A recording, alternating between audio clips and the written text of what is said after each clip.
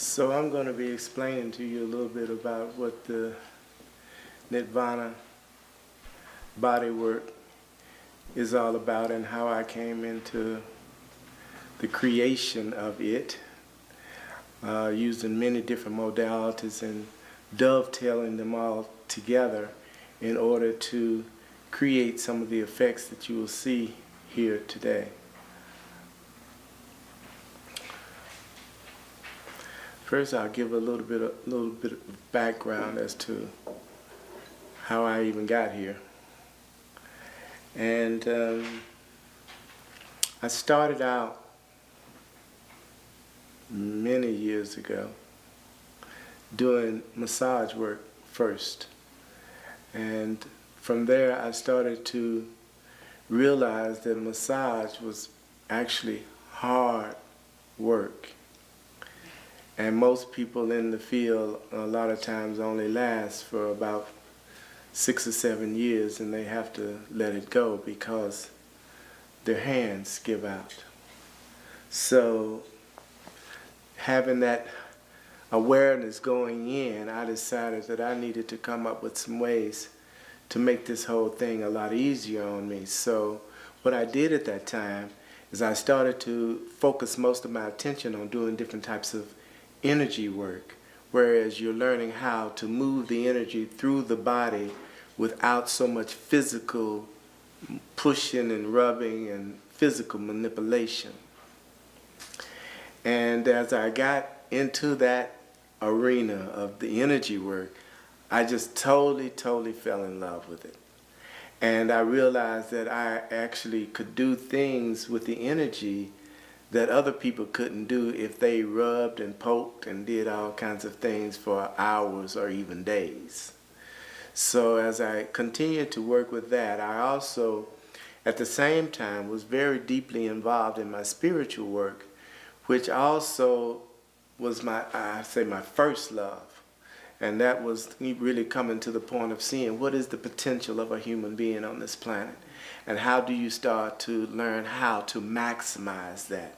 How do you start to be able to do some of the things that you hear about, but very rarely run into anybody that can actually do it? And in my experience of having read a lot of the ancient texts, they're constantly communicating that we at this time on the planet are in a position where we should be able to do things that actually were not even able to be done in ancient times.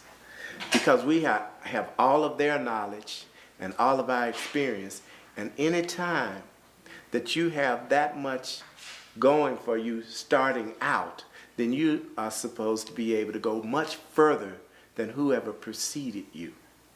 Because you have everything they're bringing, and then you have your own intelligence to add to it.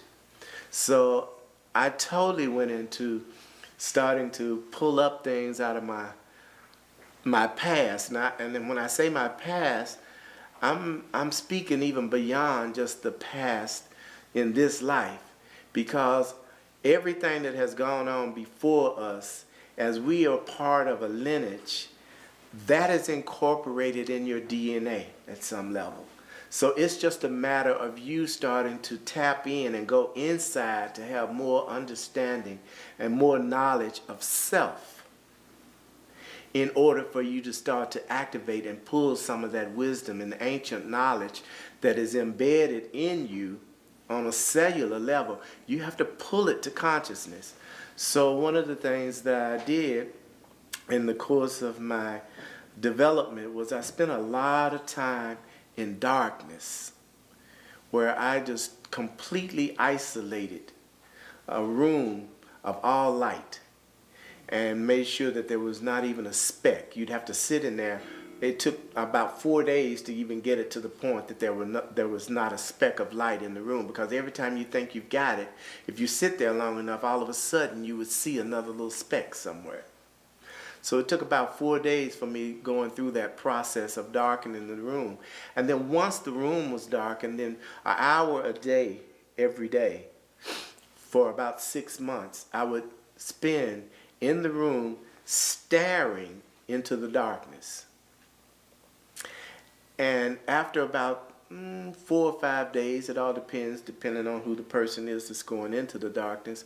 But after a certain amount of days, you're sitting there, and all of a sudden you're staring out, and then all of a sudden you'll feel your energy turn and go back inside.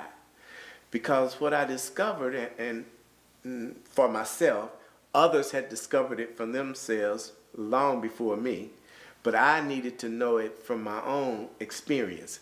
And that is, I noticed that whenever the eyes are looking for something to light on, they're always looking for something to focus on. If there's nothing there, then they turn and go internal. And you start to see inside of yourself.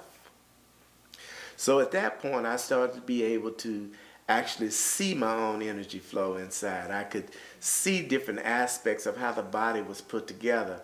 At the time, I also had, earlier in my life, had a major spinal injury that when I went to the chiropractor, they told me that they wouldn't even touch it because it was as though my neck was sitting over to the side, and they were afraid that if they attempted to adjust it, that they might break my neck. So they wouldn't touch it. So when I went inside, I could see what was happening with my spine. And then as I'm inside, I started to also raise my vibratory rate through breathing and different other techniques to the point that I could actually see that my spine was actually not solid. There was space in it. It was moving. It was vibrating. And so then I continued to raise my vibratory rate, and with my consciousness, I realized that I could actually get inside the spine and influence it. But I had to first acknowledge that my spine basically is nothing but energy. Everything that we encounter in this whole entire universe is nothing but energy. So the moment that you truly understand that, and also understand that energy follows thought, always.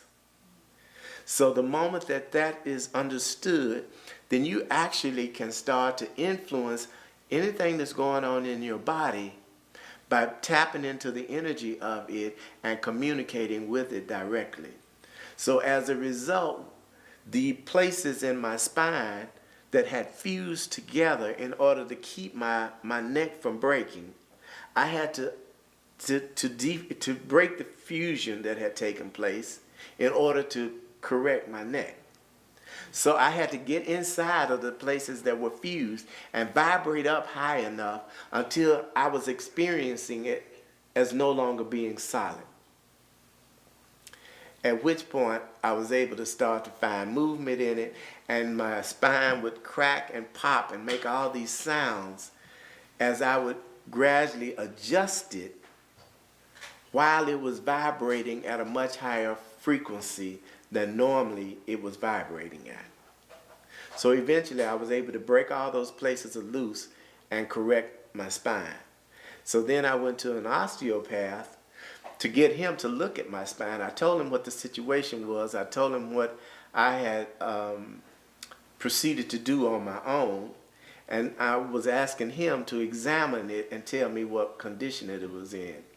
And when he went in to look at it and do the adjustments and play with it, he was like totally amazed. He said, I'm amazed that you were able to do that if what you're telling me was true. So I still had, at that time, copies of my x-ray because they had x-rayed me at the chiropractor and gave me the x-ray so that I could have it because they weren't going to do anything with it. So I showed him the x-ray, and he said, well, what is going on in this x-ray is no longer going on in your spine.